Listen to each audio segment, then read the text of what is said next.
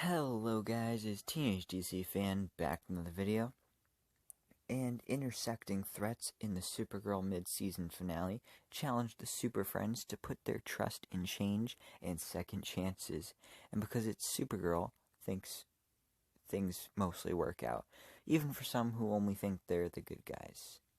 Well, who only think they're the good guys when they're not. So we pick up where last week left off, of course, with Alex and Brainy arriving to free Kara from the Fortress of Solitude, where she fills them in on Lena's betrayal.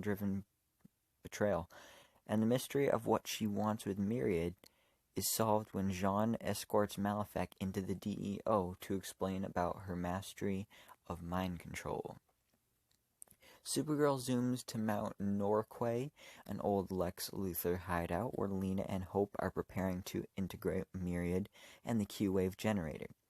Lena gives the order to deploy Lex's ion cannon countermeasures, which Supergirl shrugs off. But when they rearm with kryptonite, Lena's desperate to shut them down before they kill Kara. While outside, Kara breathes, "Lena, don't do this." Lena and Hope/Eve deactivate the weapons at the last moment because, as Lena says, the mission isn't to kill humans, not even the ones who hurt them. But Kara sees it as proof that she needs to try talking to Lena one more time. And she says that she's not going to give up on her. So the DEO solution is to project a Supergirl hologram into Mount Norquay so Kara can reason with Lena one more time. But it doesn't end up working. Kara's and Lena's eyes are both glassy with tears as Kara apologizes for being too weak to tell Lena her secret. But Lena has no time for Kara's warning that she let her brother manipulate her into becoming something she's not. And Lena insists that she is good and she always was.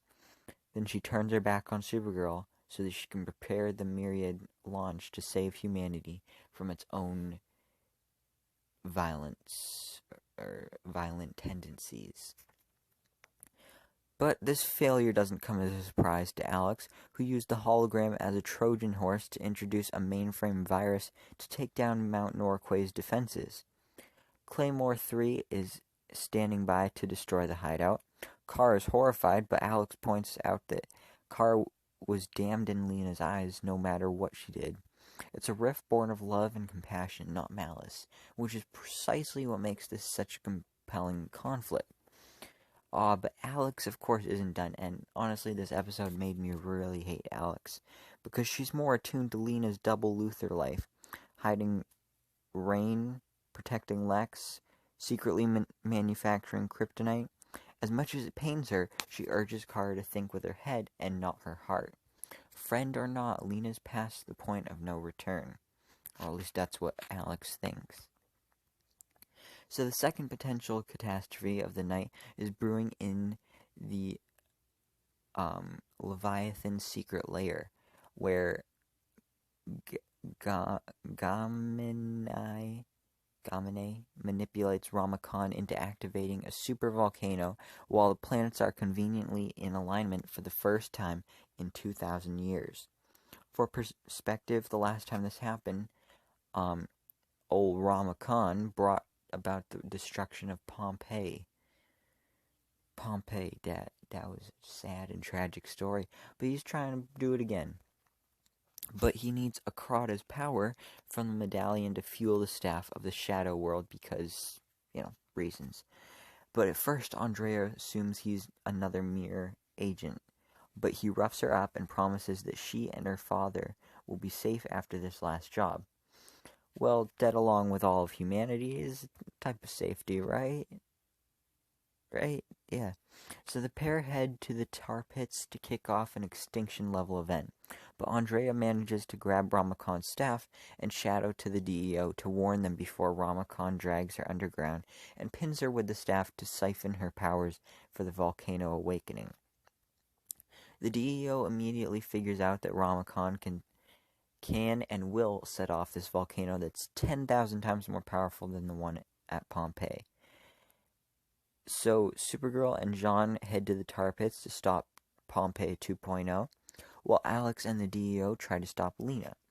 Kara begs her sister to consider an alternative to using Claymore to kill Lena. Malefic can reverse engineer his Q-waves to stop the reprogrammed Myriad because reasons. That's right. But Alex is reluctant to trust the Martian who invaded her mind and caused so much destruction, and also tried to kill her girlfriend. Just like she's reluctant to try saving Lena's life at the risk of so many others. She asks Jean for advice, and he tells her to give people a chance to come back to the light. Otherwise, what's the point of trying to save anyone? Brainy tells Alex that with Claymore, they have a 98% chance of success, but a dead Lena, while Malefic gives them an 86% chance of success, but a live Lena. Torn, Alex orders them to get Malefic ready, but have Claymore standing by. Oh, but of course there's also trouble in Mount Norquay, where first the mainframe virus and then the volcanic earthquakes have damaged the satellites Myriad will need. Hope/Eve, I'm just going to start calling her Hope, offers to manually reposition them, but Lena won't sacrifice her only friend to Lex's likely countermeasures. But Hope points out that she is not a friend. Lena created her to serve a purpose. Lena Luthor is the loneliest lady on the planet. Like, give her some friends. Like, her only friend is something she created in a lab. That's messed up. So in the end, she ends up sending Hope outside, and they work together to decipher Lex's pretentious code on the satellites. Evil geniuses are exhausting. I mean, always gotta have some super smart password thing. But Hope succeeds and survives, and Lena launches Myriad. At the DEO, Malefic unleashes his own Q-wave powers to block the signal, but he needs the crucial 6% of his powers being held back by the DEO's psychic inhibitors to overpower it because reasons. Brainy pleads with Alex to order everyone to shut off their tech. She's reluctant, but at the last second she gives the order, and Malefic gets a boost to neutralize Myriad.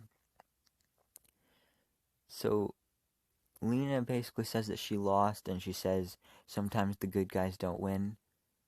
Oh, it's sweet that she thinks that she's the good guy, but I mean, in the end, like, you had your brainwashed AI/human hybrid pretend she was the mastermind who'd been holding you hostage so you wouldn't be arrested.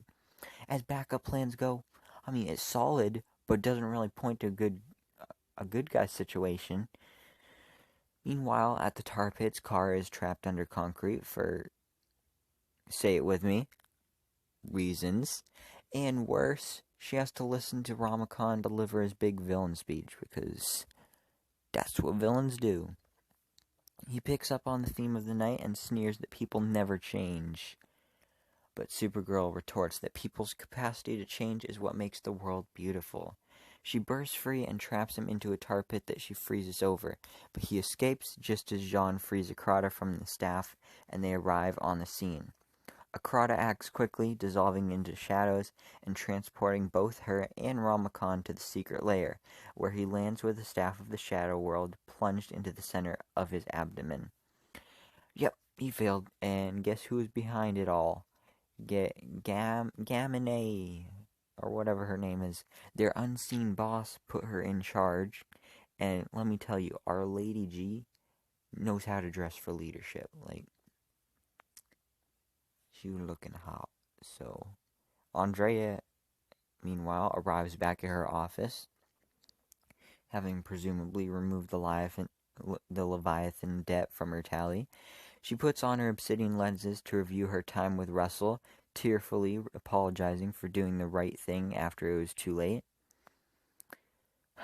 I don't know how Crisis is going to play out, but if it somehow reunites Andrea and Russell and keeps her the heck away from managing any newsrooms, I'm all about it.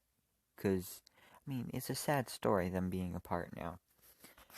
But anyway, at the DEO, Kara and Alex have one last chat about second chances and human nature.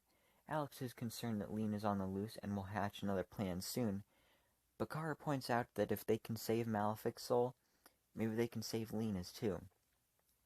Then Kara and Lena sit in their separate homes and sadly look at their copies of a picture of the two of them, arm in arm. Just work it out, ladies. Everyone in the audience is begging you. Like, just work it out, be best friends, and everything will be good. But speaking of Malefic, Jean gets him ready for his next stage of atonement, collaborating with his old friend, Magon, aka Ms. Martian, who was on the show for like a couple episodes and we haven't seen for a while. But he's going to help her end the conflict with the White Martians on Mars, and he sends him on his way in everyone's favorite classic car spaceship. So glad these brothers made peace. I mean, honestly, so good. But after Jean bids farewell to Malefic, a familiar face appears, and it's the Monitor, aka Mar-No-Vu, which is really fun to say, just Mar-No-Vu. And he starts to congratulate Jean for passing his test. He was able to put his past to rest and learn that his vulnerabilities are his strengths. And now apparently he's ready. For what, you ask? A crisis. On infinite Earths. Oh yeah. But that's not the only piece that the Monitor is putting on the chessboard. Chilling his heels in a space prison that makes Magneto's all-plastic cell look basic is Lex Luthor, brought back from the dead to fulfill his destiny as a hero. And of course, he insists that he's always been a hero, unaware that his sister recently said something similar. And speaking of Lena, he'd like to have a word with the Monitor about her. Finally, on Earth 1, we see the Nash Wells post-credit scene type thing, which you can go check out my other video where I break down that scene. So go check that out, and that will all be explained. But yeah, so Crisis is coming. And I don't know if there's anything we can do to stop it. So what did you guys think about this episode? And are you excited for Crisis? Wait, never mind, that's a stupid question. I mean, who isn't excited for Crisis? Even people that don't watch these shows are excited for Crisis. So yeah, thank you so much for watching. Please remember to like, comment, and subscribe. And I hope to see you in the next video so I can bestow all my DC knowledge upon you.